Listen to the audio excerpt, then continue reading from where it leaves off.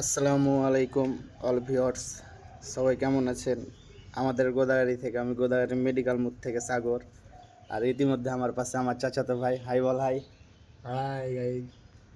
সবাই আছি। আর আমার এলাকার কিছু ভাই ব্রাদার, সম্মানীয় ব্যক্তি, ছোট ভাই।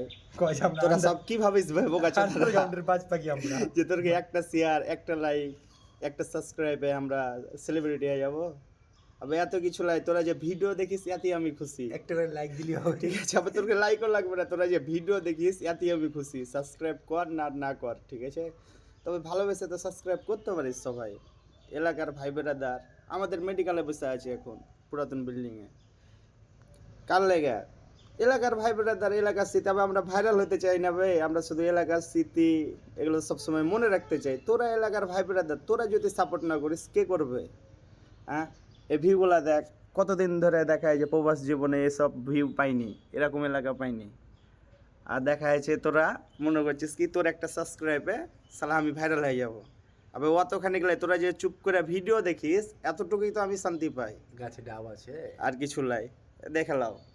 ছেলে মানুষের মন চোরের মতন।